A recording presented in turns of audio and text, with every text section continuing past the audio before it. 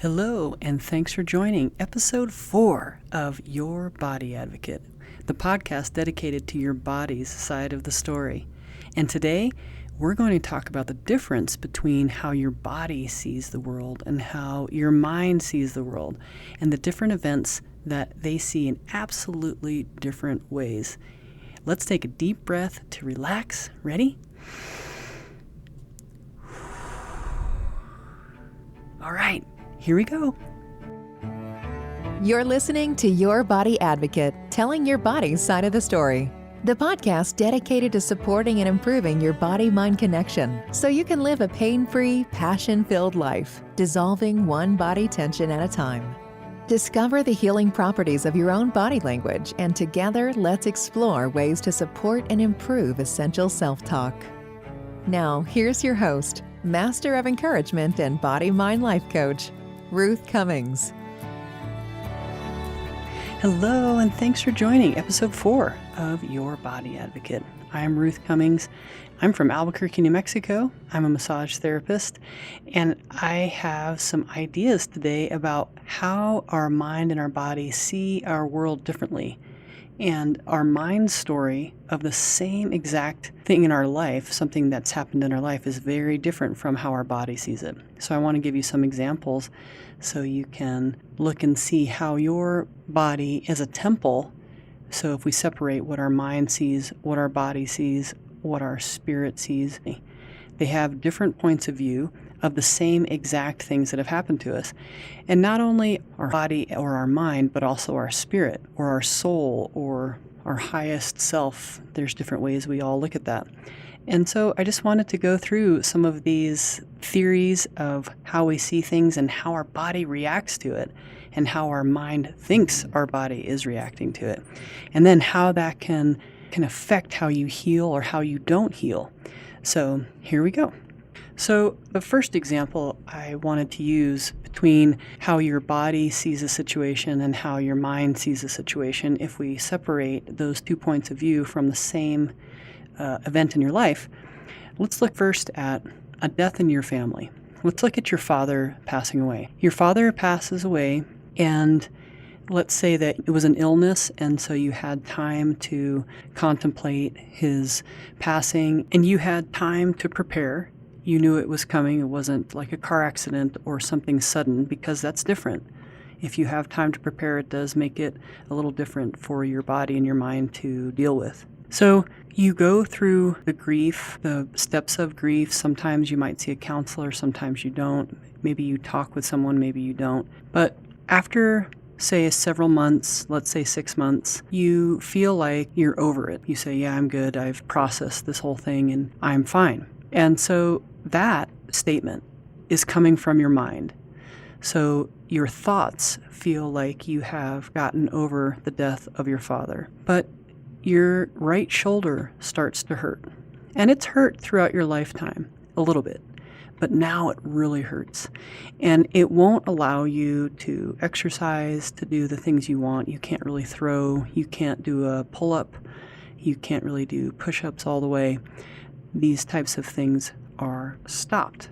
This is a possible example of how your body is dealing with the death of your father, and how your body doesn't feel like it is processed yet and is asking for some support from you to look at this a little deeper. In order for you to recognize that these are related, it really does take some mindfulness and some meditation, or just sitting with yourself and recognizing where the feeling lands. So when you think about the loss of your father, the pain of that, the sadness about that, if you can trace that to the pain in your shoulder, or to like your shoulder feeling tense or tight, that's the way to unravel this thought process, or to create the puzzle piece to put the two together. You could argue that you just hurt your shoulder at a workout or at a softball game, and that's why it's hurting and has nothing to do with your father's passing. And that's very possible. Not everything, certainly, is psychosomatic. But here's the difference, is because your shoulder pain won't go away. That's when you know that maybe tracing it back to something more than just physical could be the puzzle, the solution to making your shoulder pain go away permanently. So some of the examples in a massage office, in my office, are when someone comes in and they tell me about an injury at the gym. They were doing bench press and they haven't been able to lift their shoulder above their head since then. And that's great. If that's the injury, right? If that's clearly the injury, then really after about 3 massages, probably some stretching, some foam rolling on the lats and under the arm and working on your pec and working on your neck and, your shoulder in general, then you're able to regain your range of motion and boom, you're back to normal, back to the gym, back to tennis, back to throwing, whatever it was that you couldn't do. But after 3 sessions, working on your shoulder, you're doing your homework, even if you're not doing your homework. So you're not doing your stretches, but you're still getting regular massage or you're getting some chiropractic work on it or some acupuncture, and your shoulder will not get better, right? It just keeps staying in the stagnant, lack of healing space. This is when looking at a different way might really help you. And this is the difference between how your mind sees your event and how your body sees your event. Your body holds things longer. Your body doesn't process things as fast as your mind does. And so it could be the grief from losing your father just needs to process its way out of your body. Now, there's different ways to do that.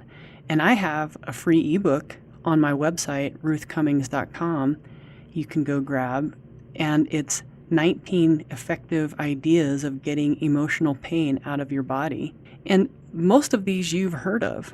Most of these all of us have heard of, but we don't do them. And I also try to just mention these in a way to use intentionally to get emotional pain out of your body. So for example, we take showers every day. But if you take a hot shower specifically to get your shoulder pain to feel better, then you have the water hit your shoulder a little bit longer. And you use maybe some special soap, or you massage that part of your shoulder for a little bit longer with the water. And you take that hot shower with your shoulder in mind and try to relieve that pain intentionally. And so that's one of the 19, right? There's all of these. Like when you journal specifically to get the shoulder pain out of your body. If it's not the death of your father that's bothering your shoulder, then listen to the rest of your body might be trying to tell you. It probably has been trying to tell you. And if you can learn to listen, it's amazing. It's like learning a second language. If you grow up in a household where you speak 2 languages, and at first learning the second language feels out of place and difficult and challenging, but all of a sudden it's almost like overnight, especially when you're a child, it becomes second nature, and you can speak it and understand it with ease, and you almost dream every time in one language or the other.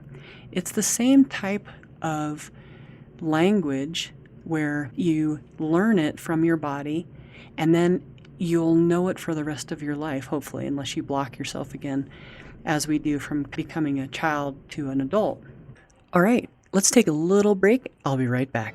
You're listening to Your Body Advocate, telling your body's side of the story. To find your free ebook and more information about working with Ruth, go to ruthcummings.com. Now back to the show with your host, Ruth Cummings.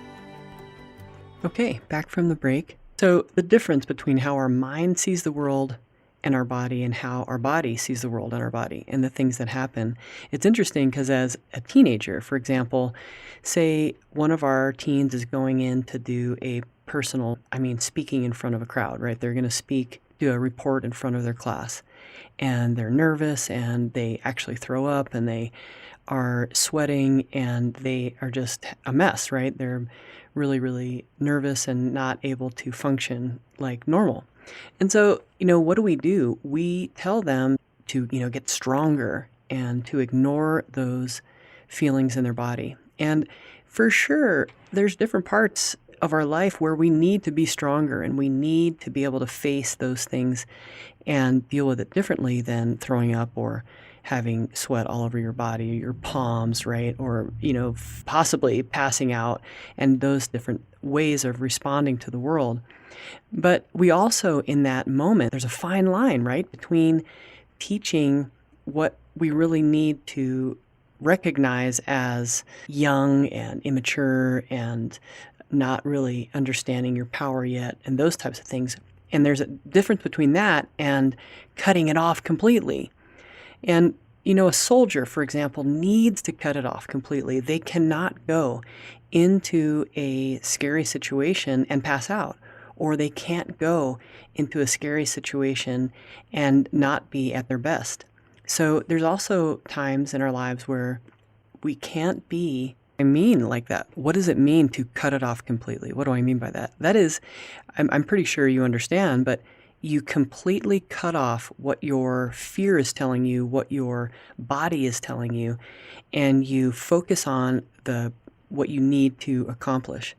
And there are several times in our lives when we need to do that.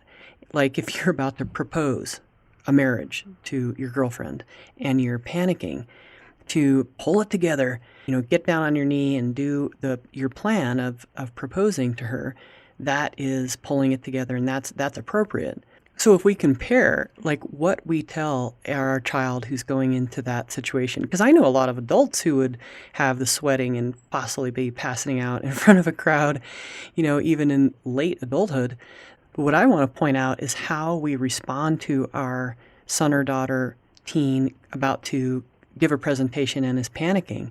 And so what we tell them and what we teach them is really important.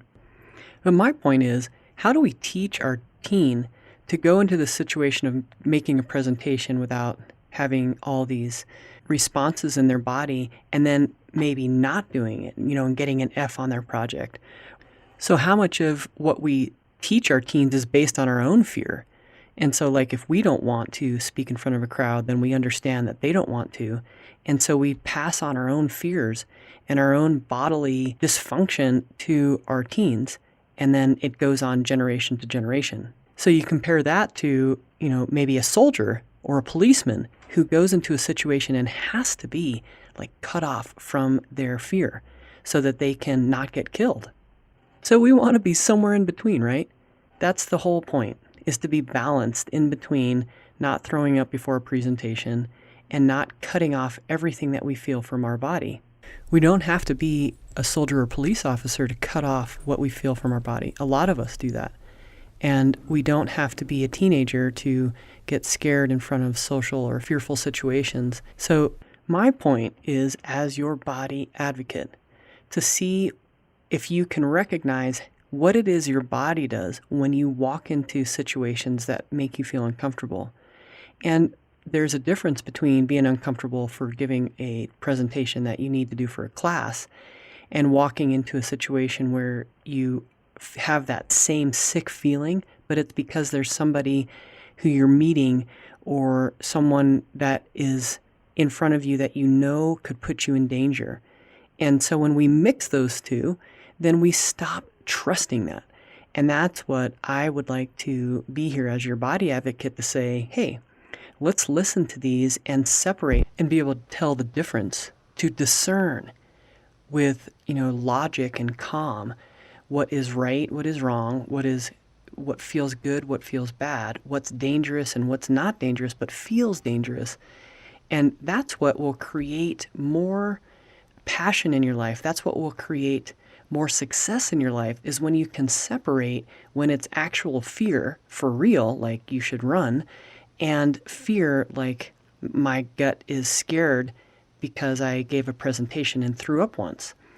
And you remember that, and so your body hasn't gotten over that and remembers that as real, as true, as like danger, danger, when it's actually just a feeling of something you went through in your life that was a momentary.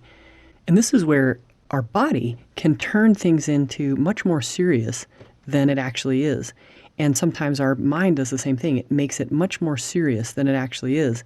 And we just want to come into balance, right? We want to come into balance where something that happened during a presentation in high school where you felt like you were going to die or you were going to be killed because of the fear, and in actuality, you gave an excellent presentation or you didn't. Either way, that memory in your body says this type of feeling, not the activity outside of your life, but the feeling inside your body is very dangerous.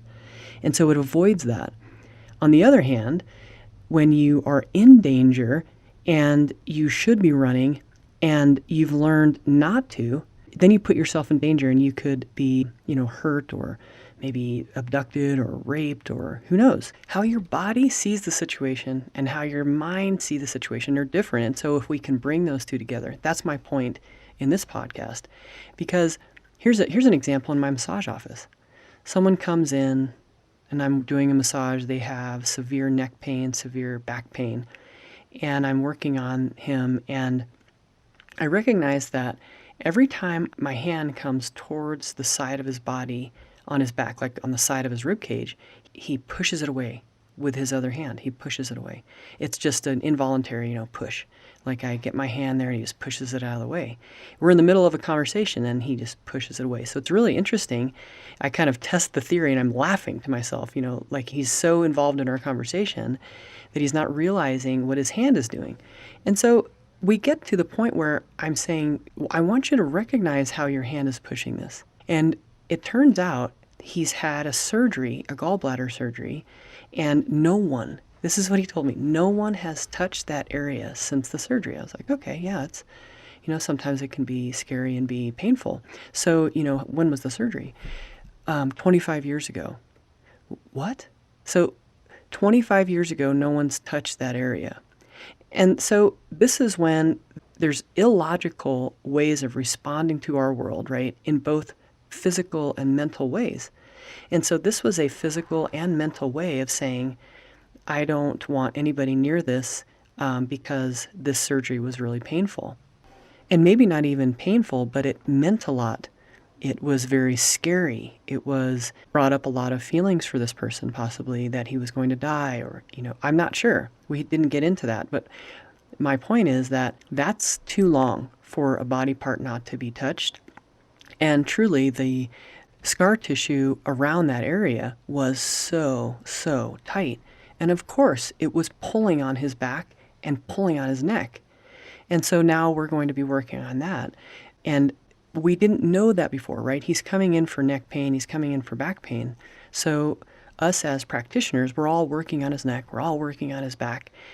But where the fascia is so tight and is in the front from that area that he hasn't allowed to be touched for 25 years. And this is an example of when the body just pushes away anything instead of the mind doing it. So here I am, I'm trying to touch it, and his body just pushes it away. And it's not the mind saying, I don't hurt there. It's the body just absolutely moving his life away from that area. And so that's my point today, is like the difference between how our body sees the world and how our mind sees the world. And if we could listen to our body language and what it's trying to tell us, and then look deeper and try to heal those areas that really want some attention, then we can heal the deeper pains and we can really be more successful, because you can see that your fears that you're having might remind you of something long ago in your past, or something that wasn't real, it just felt real. And so to discern and to make the distinction between what is really needing our attention as scary and very dangerous, and what just feels dangerous, but we need to pursue it anyway in order to be successful. So thank you for listening today. There's so much more to talk about on this subject, and we will get to it very soon on our next podcasts. And I will be back with you next week. Thanks a lot. Bye-bye. Thank you for listening to Your Body Advocate with Ruth Cummings. We're so glad you've joined us today and truly believe you can live a pain-free, passion-filled life. To connect with Ruth, work with Ruth, or to grab your free ebook, go to ruthcummings.com. We'd love to hear from you. Don't forget to rate, review, and subscribe so you don't miss our next episode. Until next time, friends, be open, include the unincluded, think outside the box, and spread love and kindness one smile at a time.